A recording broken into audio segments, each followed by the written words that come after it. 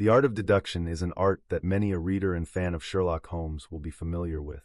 Join as the pair of Dr. Watson and Sherlock Holmes explore yet another mystery and adventure. Hope you enjoy this one. The start. 7. The Adventure of Charles Augustus Milverton. It is years since the incidents of which I speak took place, and yet it is with diffidence that I allude to them. For a long time, even with the utmost discretion and reticence, it would have been impossible to make the facts public. But now the principal person concerned is beyond the reach of human law, and with due suppression the story may be told in such fashion as to injure no one. It records an absolutely unique experience in the career both of Mr. Sherlock Holmes and of myself. The reader will excuse me if I conceal the date or any other fact by which he might trace the actual occurrence. We had been out for one of our evening rambles, Holmes and I, and had returned about 6 o'clock on a cold, frosty winter's evening. As Holmes turned up the lamp, the light fell upon a card on the table. He glanced at it, and then, with an ejaculation of disgust, threw it on the floor. I picked it up and read. Charles Augustus Milverton. Appledore Towers. Agent. Hampstead. Who is he? I asked. The worst man in London, Holmes answered, as he sat down and stretched his legs before the fire. Is anything on the back of the card? I turned it over. We'll call it 6.30 CAM, I read. Is about due. Do you feel a creeping, shrinking sensation, Watson, when you stand before the serpents in the zoo and see the slithery, gliding, venomous creatures, with their deadly eyes and wicked, flattened faces? Well, that's how Milverton impresses me.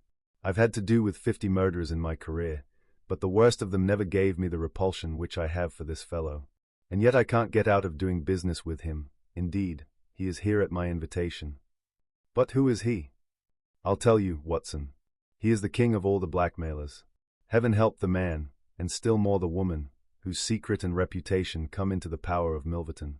With a smiling face and a heart of marble, he will squeeze and squeeze until he has drained them dry. The fellow is a genius in his way, and would have made his mark in some more savory trade. His method is as follows. He allows it to be known that he is prepared to pay very high sums for letters which compromise people of wealth or position. He receives these not only from treacherous valets or maids, but frequently from genteel ruffians who have gained the confidence and affection of trusting women. He deals with no niggard hand. I happen to know that he paid £700 to a footman for a note 2 lines in length, and that the ruin of a noble family was the result. Everything which is in the market goes to Milverton, and there are hundreds in this great city who turn white at his name. No one knows where his grip may fall, for he is far too rich and far too cunning to work from hand to mouth. He will hold a card back for years in order to play it at the moment when the stake is best worth winning. I have said that he is the worst man in London, and I would ask you how could one compare the ruffian who in hot blood bludgeons his mate with this man, who methodically and at his leisure tortures the soul and wrings the nerves in order to add to his already swollen money-bags. I had seldom heard my friend speak with such intensity of feeling. But surely, said I, the fellow must be within the grasp of the law. Technically, no doubt, but practically not. What would it profit a woman, for example, to get him a few months' imprisonment if her own ruin must immediately follow? His victims dare not hit back. If ever he blackmailed an innocent person, then, indeed, we should have him, but he is as cunning as the evil one. No, we must find other ways to fight him. And why is he here? Because an illustrious client has placed her Pitte's case in my hands. It is the Lady Eva Brackwell, the most beautiful debutante of last season. She is to be married in a fortnight to the Earl of Dovercourt. This fiend has several imprudent letters, imprudent, Watson, nothing worse, which were written to an impecunious young squire in the country. They would suffice to break off the match. Milverton will send the letters to the Earl unless a large sum of money is paid him. I have been commissioned to meet him, and, to make the best terms I can. At that instant there was a clatter and a rattle in the street below. Looking down I saw a stately carriage and pair, the brilliant lamps gleaming on the glossy haunches of the noble chestnuts. A footman opened the door, and a small, stout man in a shaggy astrakhan overcoat descended. A minute later he was in the room. Charles Augustus Milverton was a man of 50, with a large, intellectual head, a round, plump, hairless face, a perpetual frozen smile, and 2 keen grey eyes, which gleamed brightly from behind broad, golden-rimmed glasses. There was something of Mr. Pickwick's benevolence in his appearance, marred only by the insincerity of the fixed smile and by the hard glitter of those restless and penetrating eyes. His voice was as smooth and suave as his countenance, as he advanced with a plump little hand extended, murmuring his regret for having missed us at his first visit. Holmes disregarded the outstretched hand and looked at him with a face of granite. Milverton's smile broadened. He shrugged his shoulders, removed his overcoat, folded it with great deliberation over the back of a chair, and then took a seat. "This gentleman," said he, with a wave in my direction. "Is it discreet? Is it right? Dr. Watson is my friend and partner." "Very good, Mr. Holmes. It is only in your client's interests that I protested. The matter is so very delicate. Dr. Watson has already heard of it. Then we can proceed to business. You say that you are acting for Lady Eva. Has she empowered you to accept my terms?" "What are your terms?" £7,000. "And the alternative?" "My dear sir, it is painful for me to discuss it, but if the money is not paid on the 14th, there certainly will be no marriage on the 18th. His insufferable smile was more complacent than ever. Holmes thought for a little. "You appear to me," he said, at last, "to be taking matters too much for granted. I am, of course, familiar with the contents of these letters. My client will certainly do what I may advise. I shall counsel her to tell her future husband the whole story and to trust to his generosity." Milverton chuckled. "You evidently do not know the Earl," said he. From the baffled look upon Holmes's face I could see clearly that he did. "What harm is there in the letters?" he asked. "They are sprightly, very sprightly," Milverton answered. "The lady was a charming correspondent, but I can assure you that the Earl of Dovercourt would fail to appreciate them. However, since you think otherwise, we will let it rest at that. It is purely a matter of business. If you think that it is in the best interests of your client that these letters should be placed in the hands of the Earl, then you would indeed be foolish to pay so large a sum of money to regain them." He rose and seized his astrakhan. Holmes was grey with anger and mortification. "Wait a little," he said. "You go too fast. We would certainly make every effort to avoid scandal in so delicate a matter." Milverton relapsed into his chair. "I was sure that you would see it in that light," he purred. "At the same time," Holmes continued, "Lady Eva is not a wealthy woman. I assure you that £2,000 would be a drain upon her resources, and that the sum you name is utterly beyond her power. I beg, therefore, that you will moderate your demands, and that you will return the letters at the price I indicate, which is, I assure you, the highest that you can get." Milverton's smile broadened and his eyes twinkled humorously. "I am aware that what you say is true about the lady's resources," said he. "At the same time, you must admit that the occasion of a lady's marriage is a very suitable time for her friends and relatives to make some little effort upon her behalf. They may hesitate as to an acceptable wedding present. Let me assure them that this little bundle of letters would give more joy than all the candelabra and butter dishes in London." "It is impossible," said Holmes. Dear me, how unfortunate," cried Milverton, taking out a bulky pocket-book. "I cannot help thinking that ladies are ill-advised in not making an effort. Look at this." He held up a little note with a coat of arms upon the envelope. "That belongs to, well, perhaps it is hardly fair to tell the name until tomorrow morning. But at that time it will be in the hands of the lady's husband. And all because she will not find a beggarly sum which she could get by turning her diamonds into paste. It is such a pity. Now, you remember the sudden end of the engagement between the Honourable Miss Miles and Colonel Dorking. Only 2 days before the wedding there was a paragraph in the Morning Post to say that it was all off. And why? It is almost incredible, but the absurd sum of £1,200 would have settled the whole question. Is it not pitiful? And here I find you, a man of sense, boggling about terms when your client's future and honour are at stake. You surprise me, Mr. Holmes." "What I say is true," Holmes answered. "The money cannot be found. Surely it is better for you to take the substantial sum which I offer than to ruin this woman's career, which can profit you in no way." "There you make a mistake, Mr. Holmes. An exposure would profit me indirectly to a considerable extent. I have 8 or 10 similar cases maturing. If it was circulated among them that I had made a severe example of the Lady Eva, I should find all of them much more open to reason. You see my point?" Holmes sprang from his chair. "Get behind him, Watson. Don't let him out. Now, sir, let us see the contents of that notebook."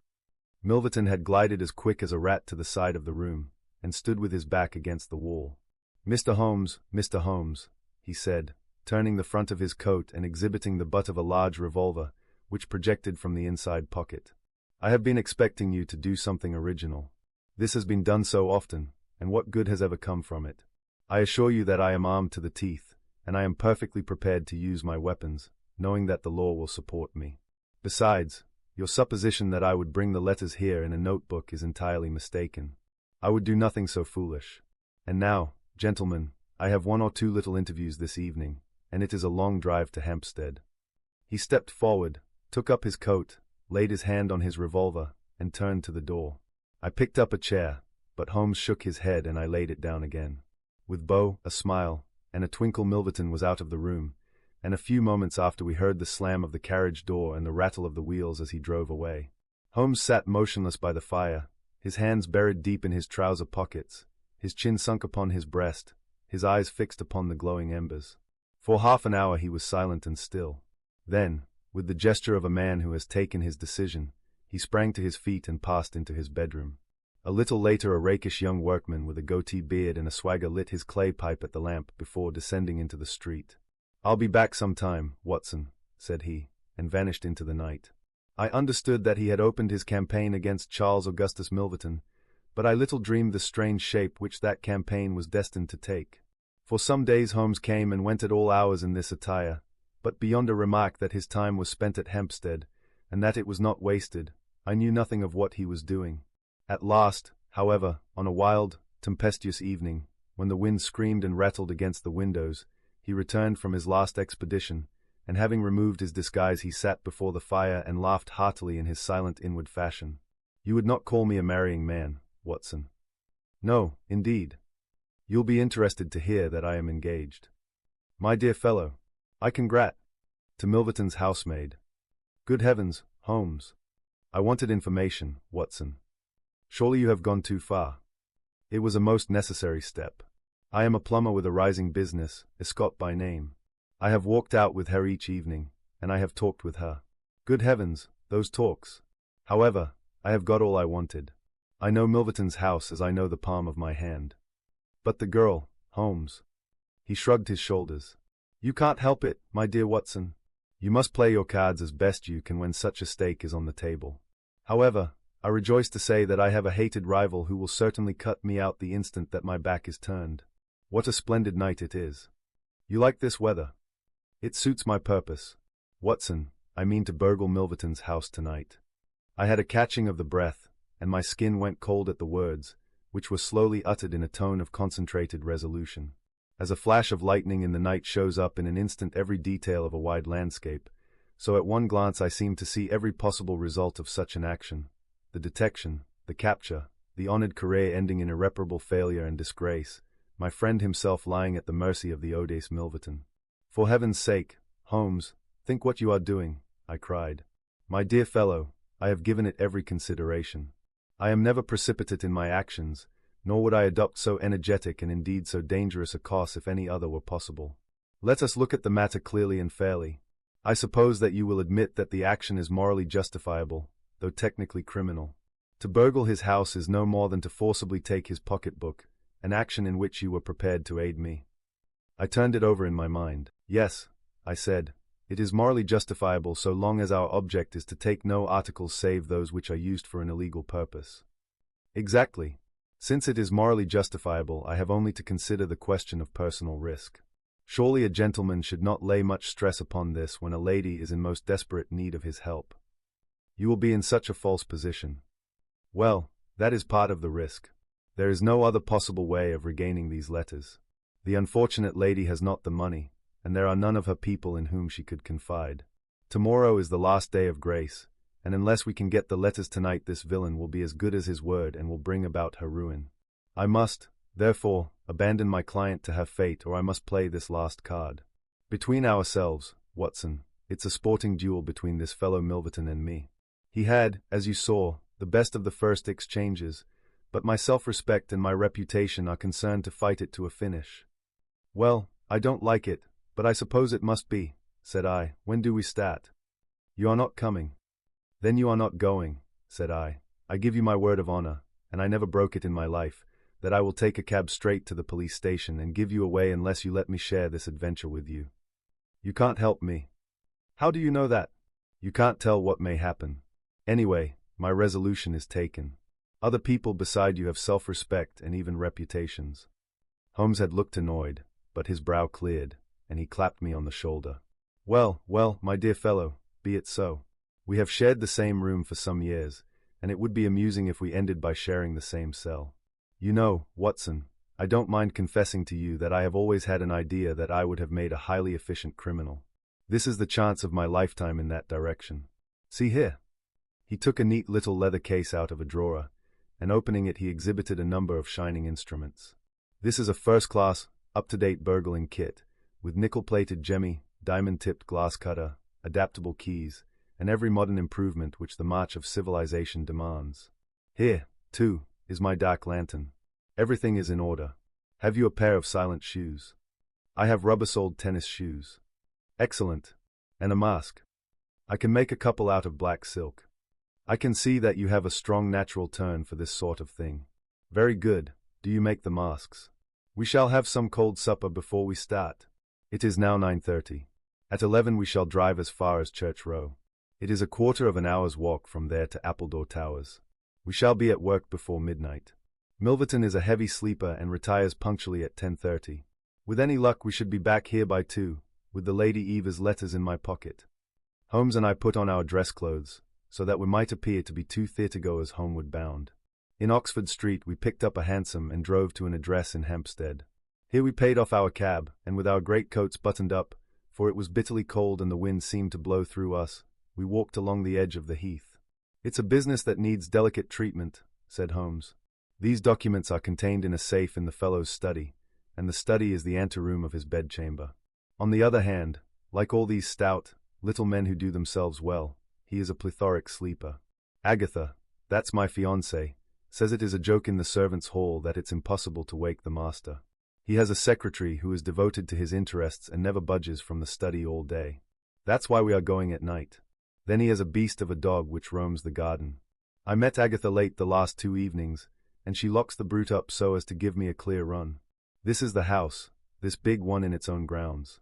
Through the gate, now to the right among the laurels. We might put on our masks here, I think. You see, there is not a glimmer of light in any of the windows, and everything is working splendidly. With our black silk face coverings, which turned us into 2 of the most truculent figures in London, we stole up to the silent, gloomy house. A sort of tiled veranda extended along one side of it, lined by several windows and 2 doors. That's his bedroom, Holmes whispered. This door opens straight into the study. It would suit us best, but it is bolted as well as locked, and we should make too much noise getting in. Come round here. There's a greenhouse which opens into the drawing room. The place was locked, but Holmes removed a circle of glass and turned the key from the inside. An instant afterwards he had closed the door behind us, and we had become felons in the eyes of the law. The thick, warm air of the conservatory and the rich, choking fragrance of exotic plants took us by the throat. He seized my hand in the darkness and led me swiftly past banks of shrubs which brushed against our faces. Holmes had remarkable powers, carefully cultivated, of seeing in the dark. Still holding my hand in one of his, he opened a door, and I was vaguely conscious that we had entered a large room in which a cigar had been smoked not long before. He felt his way among the furniture, opened another door, and closed it behind us. Putting out my hand I felt several coats hanging from the wall, and I understood that I was in a passage. We passed along it, and Holmes very gently opened a door upon the right-hand side. Something rushed out at us and my heart sprang into my mouth, but I could have laughed when I realized that it was the cat. A fire was burning in this new room, and again the air was heavy with tobacco smoke. Holmes entered on tiptoe, waited for me to follow, and then very gently closed the door. We were in Milverton's study, and a portiere at the farther side showed the entrance to his bedroom. It was a good fire, and the room was illuminated by it. Near the door I saw the gleam of an electric switch, but it was unnecessary, even if it had been safe, to turn it on. At one side of the fireplace was a heavy curtain, which covered the bay window we had seen from outside. On the other side was the door which communicated with the veranda. A desk stood in the center, with a turning chair of shining red leather. Opposite was a large bookcase, with a marble bust of Athene on the top. In the corner between the bookcase and the wall there stood a tall green safe, the firelight flashing back from the polished brass knobs upon its face. Holmes stole across and looked at it. Then he crept to the door of the bedroom, and stood with slanting head listening intently. No sound came from within. Meanwhile it had struck me that it would be wise to secure our retreat through the outer door, so I examined it.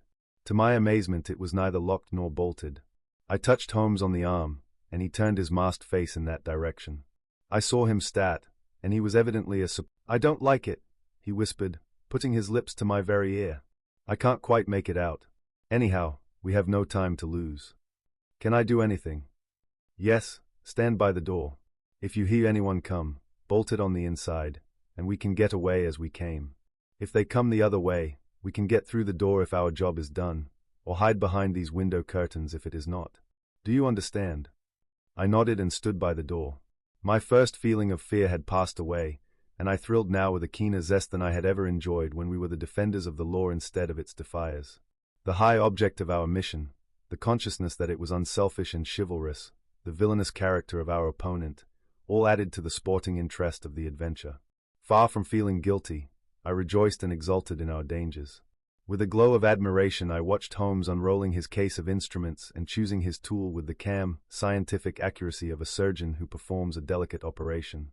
I knew that the opening of safes was a particular hobby with him, and I understood the joy which it gave him to be confronted with this green and gold monster, the dragon which held in its maw the reputations of many fair ladies. Turning up the cuffs of his dress coat, he had placed his overcoat on a chair. Holmes laid out 2 drills, a jemmy, and several skeleton keys.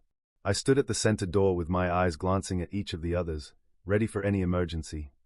Indeed, my plans were somewhat vague as to what I should do if we were interrupted. For half an hour Holmes worked with concentrated energy, laying down one tool, picking up another, handling each with the strength and delicacy of the trained mechanic. Finally I heard a click, the broad green door swung open, and inside I had a glimpse of a number of paper packets, each tied, sealed, and inscribed. Holmes picked one out, but it was hard to read by the flickering fire, and he drew out his little dark lantern, for it was too dangerous, with Milverton in the next room, to switch on the electric light. Suddenly I saw him halt, listen intently, and then in an instant he had swung the door of the safe to, picked up his coat, stuffed his tools into the pockets, and darted behind the window curtain, motioning me to do the same. It was only when I had joined him there that I heard what had alarmed his quicker senses. There was a noise somewhere within the house. A door slammed in the distance. Then a confused, dull murmur broke itself into the measured thud of heavy footsteps rapidly approaching. They were in the passage outside the room. They paused at the door. The door opened. There was a sharp snick as the electric light was turned on. The door closed once more, and the pungent reek of a strong cigar was borne to our nostrils. Then the footsteps continued backwards and forwards, within a few yards of us. Finally, there was a creak from a chair, and the footsteps ceased. Then a key clicked in a lock, and I heard the rustle of papers. So far I had not dared to look out, but now I gently parted the division of the curtains in front of me and peeped through. From the pressure of Holmes's shoulder against mine I knew that he was sharing my observations.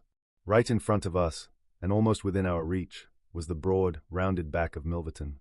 It was evident that we had entirely miscalculated his movements, that he had never been to his bedroom, but that he had been sitting up in some smoking or billiard room in the farther wing of the house, the windows of which we had not seen. His broad, grizzled head, with its shining patch of baldness, was in the immediate foreground of our vision.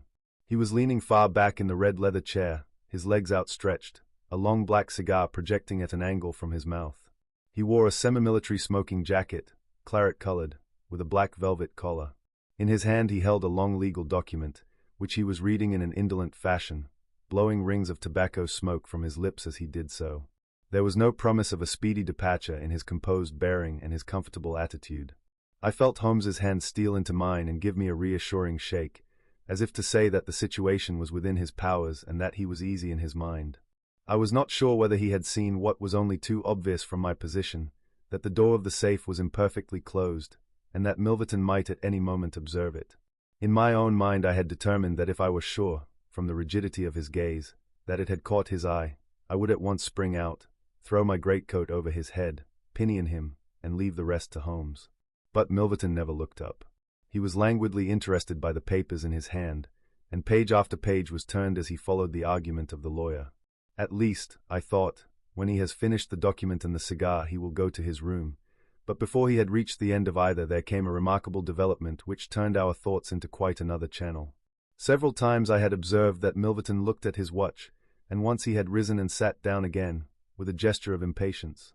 The idea, however, That he might have an appointment at so strange an hour never occurred to me until a faint sound reached my ears from the veranda outside. Milverton dropped his papers and sat rigid in his chair. The sound was repeated, and then there came a gentle tap at the door. Milverton rose and opened it. "Well," said he, curtly, "you are nearly half an hour late." So this was the explanation of the unlocked door and of the nocturnal vigil of Milverton. There was the gentle rustle of a woman's dress.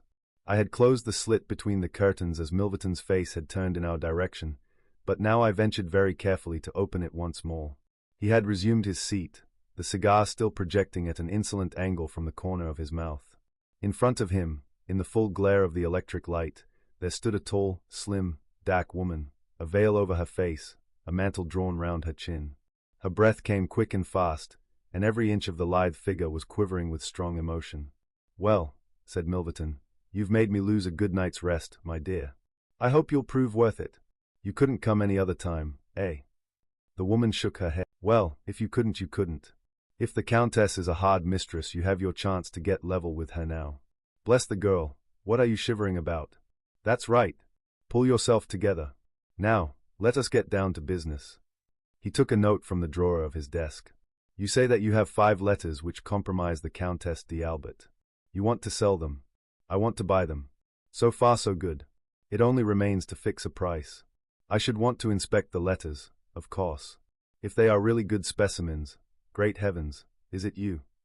The woman without a word had raised her veil and dropped the mantle from her chin. It was a dark, handsome, clear-cut face which confronted Milverton, a face with a curved nose, strong, dark eyebrows shading hard, glittering eyes, and a straight, thin-lipped mouth set in a dangerous smile. "It is I," she said, "the woman whose life you have ruined." Milverton laughed, but fear vibrated in his voice. "You are so very obstinate," said he. "Why did you drive me to such extremities? I assure you I wouldn't hurt a fly of my own accord, but every man has his business, and what was I to do? I put the price well within your means. You would not pay. So you sent the letters to my husband, and he, the noblest gentleman that ever lived, a man whose boots I was never worthy to lace, he broke his gallant heart and died. You remember that last night when I came through that door I begged and prayed you for mercy, and you laughed in my face as you are trying to laugh now, only your coward heart cannot keep your lips from twitching? Yes, you never thought to see me here again, but it was that night which taught me how I could meet you face to face, and alone. Well, Charles Milverton, what have you to say? Don't imagine that you can bully me," said he, rising to his feet.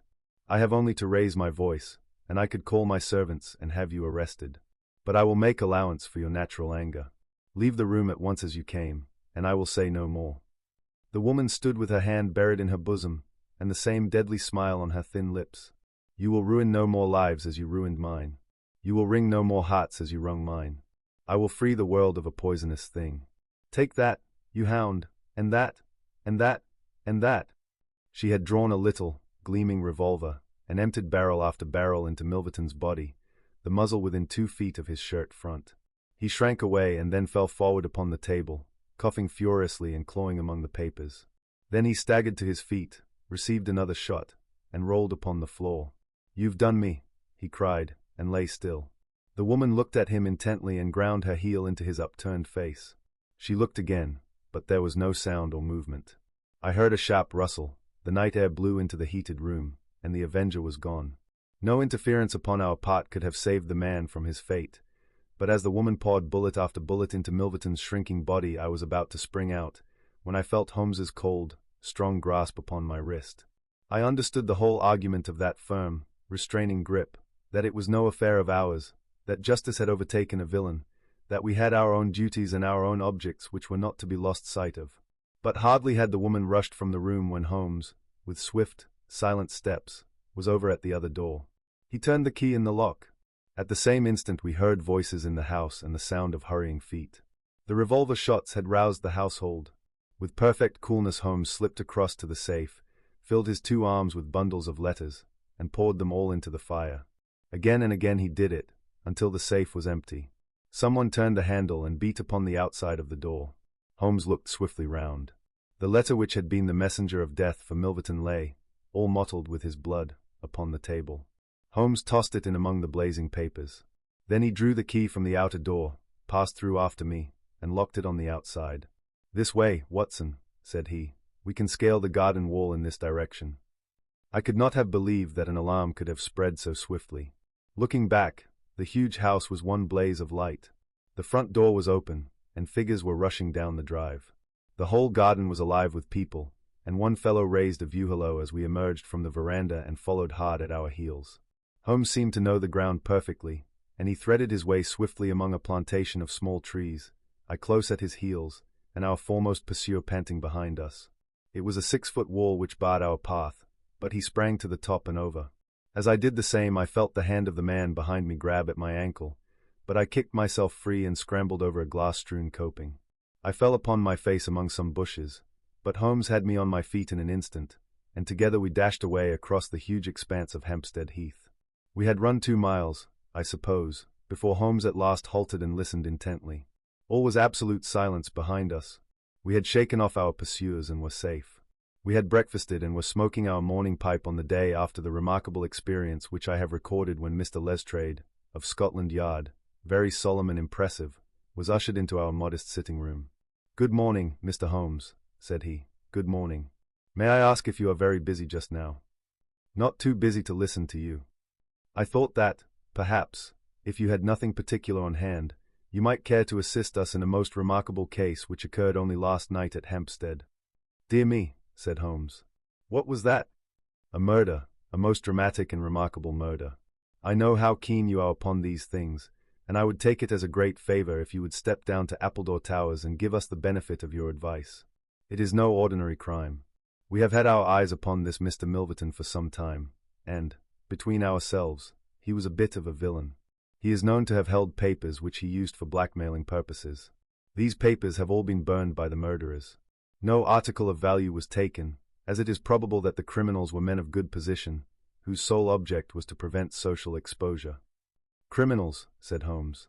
"Plural." "Yes, there were 2 of them. They were, as nearly as possible, captured red-handed. We have their footmarks, we have their description, it's 10 to 1 that we trace them. The first fellow was a bit too active, but the second was caught by the undergardener and only got away after a struggle. He was a middle-sized, strongly-built man, square jaw, thick neck, moustache, a mask over his eyes." "That's rather vague," said Sherlock Holmes.